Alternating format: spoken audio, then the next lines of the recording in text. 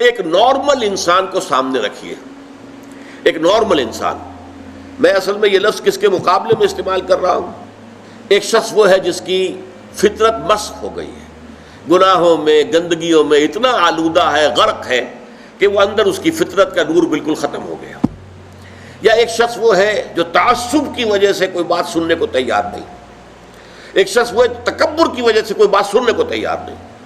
تو یہ میں ان کو ایب نارمل کہہ رہا ہوں. نارمل آدمی فرض کیجئے کہ وہ بت پرست بھی ہے یا کوئی اور ہے، کسی اور مذہب کا عقیدہ اور نظریے اور خیال کا اور فلسفے کا حامل ہے، آپ اس کو کنورٹ کرنا چاہتے ہیں اسلام کی طرف، تو کیا طریقہ ہوگا؟ پہلے آپ کو اس کے ذہن کا جائزہ لینا ہوگا. اس کے ذہن میں خیالات کیا ہیں، اس کے نظریات کیا ہیں، اس کے عقائد کیا ہیں. سب سے پہلے آپ کو ان کی تصحیح کرنی ہوگی. غلط عقائد، غلط نظریات سے دماغ کو پاک کر کے صحیح جو خیال ہے اور صحیح جو نظریہ ہے اور صحیح جو حقیقت ہے، توحید، معاد اور رسالت کے اصولوں پر اس کے فکر کو تعمیر کرنا ہوگا.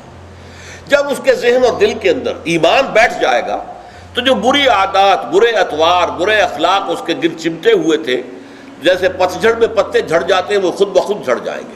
یہ تزکیہ ہو جائے گا، یزکیہم. اب جب یہاں تک وہ پہنچ گیا ہے تو اب وقت آیا تعلیم کتاب. کتاب میں عرض کر چکا ہوں کہ اس سے مراد ہے احکام، ڈوز اینڈ ڈونٹس. اب انہیں بتایا جائے گا بھائی اللہ نے نماز فرض کی ہے، نماز پڑھنی ہوگی. اب اللہ نے روزے جو ہے فرض کیے ہیں، رمضان مبارک کے آپ کو رکھنے ہوں گے. اگر آج چھوٹتے ہی اسے نماز کہیں گے، جیسا کہ ہمارے بہت سے لوگ کرتے ہیں اپنے بچوں سے، بھائی نماز پڑھا کرو. اب وہ یہ دیکھتے ہی نہیں کہ آپ نے جس تعلیم گاہ میں اسے بھیجا ہوا ہے وہاں تو اس کے دماغ میں کچھ اور ہی خناس پیدا ہو چکا ہے.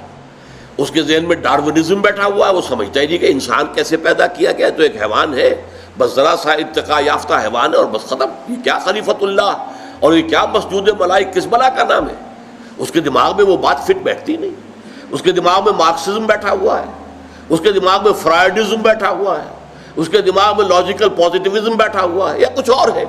یہ تو میں اپنے بچوں کی بات کر رہا ہوں نا، اس لیے کہ ان کے بت پرستی تو ان کے دماغ میں نہیں ہے الحمدللہ، لیکن یہ چیزوں تو ان کے دماغ میں ہے نا.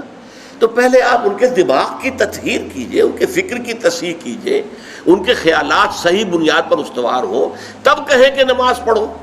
ورنہ محض یہ نماز پڑھا کرو تو انہیں نماز نہیں پڑھی، ڈانٹ دیا آپ نے، اس سے کچھ حاصل نہیں. تو جو نارمل طریقہ ہے، پہلے فکر کی تطہیر ہو، اس سے اخلاق کی تطہیر خود بخود ہو جائے گی. برے اعمال کو برے نظریات سے غذا ملتی ہے. جب نظریہ یہاں یہ بیٹھ جائے گا کہ مرنے کے بعد جی اٹھنا ہے اور جواب دہی کرنی ہے اپنے ایک ایک فعل اور عمل کی، تو خود بخود جو ہے انسان کے وہ جو بھی اس کے جو پتے لگے ہوئے تھے برائیوں کے، وہ پتے پتجھڑ کے موسم کے ساتھ جھڑ جائیں گے. اب انہیں فقہ کی تعلیم دیں، قرآن کے احکام بتائیں، اس کے آداب بتائیں، حرام کیا ہے حلال کیا ہے یہ بتائیں. اور پھر سب سے اونچا درجہ جو ہوگا، اسے کہیے کہ متخصصین جو ہوتے ہیں، اسپیشلائزڈ، وہ حکمت کی تعلیم ہو. اور حکمت کیا ہے؟ ایک حکمت اصولی ہے، حکمت ایمانی. حکمت ایمانیہ راہم بخواں، یہ بڑا عمدہ شعر ہے مولانا روم کا. چند خانی حکمت یونانیہ. کب تک یونانیوں ہی کی حکمت اور فلسفہ پڑھتے رہو گے؟ افلاطون نے یہ کہا اور ارسطو نے یہ کہا اور سقراط نے یہ کہا اور فلاں نے یہ کہا اور یہ ریئلزم ہے اور یہ جو ہے آئیڈیلزم ہے. کب تک ان چکروں میں رہو گے؟ چند خانی حکمت یونانیہ، حکمت ایمانیہ راہم بخواں. ایمان کی حکمت پڑھو، وہ فلسفہ کہ جس کے نتیجے میں ایمان وجود میں آتا ہے. تو وہ حکمت ایمان ہے. اور ایک حکمت احکام ہے. حکمت احکام کیا ہے؟ یہ چیز کیوں فرض کی گئی، اس کی آپ کو وجہ معلوم ہو جائے. یہ چیز کیوں حرام کی گئی، اس میں ہمارے لیے کیا فائدہ ہے. یہ در حقیقت ہماری بہبود کے لیے، ہماری بھلائی کے لیے، ہماری خیرخواہی کے لیے کام دیے گئے. جب یہ چیزیں معلوم ہوتی تو اب شریعت بھاری نظر نہیں آئے گی، بلکہ وہ شریعت تو آپ کے اپنے دل کی آواز ہوگی کہ ہاں ایسا ہی ہونا چاہیے، فی الواقع یوں ہی ہونا چاہیے تھا. دیکھنا تقریر کی لذت کہ جو اس نے کہا میں نے یہ جانا کہ گویا یہی میرے دل میں ہے. یہ ہے natural process of converting a person to Islam and ایمان. اس طریقے سے حضور صلی اللہ علیہ وسلم نے لوگوں کو تیار کیا.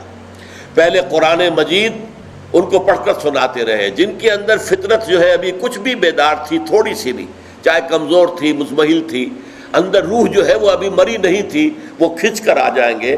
جیسے کہ میگنیٹ جو ہے وہ لوہ چون کو، لوہے کی چیز کو کھینچ لیتا ہے، وہ کھنچ کر آ جائیں گے. اب ان کو قرآن مجید کے ذریعے سے ایمان کی تعلیم اور قرآن مجید کے ذریعے سے ان کا تزکیہ اور قرآن مجید کے احکام کی تعلیم اور قرآن مجید کی حکمت کی تعلیم، یہ چاروں چیزیں قرآن سے متعلق ہیں. اس لیے کہ حضور کا اعلی انقلاب قرآن ہے. اتر کر حرا سے سوئے قوم آیا اور ایک نسخہ کیمیا ساتھ لایا.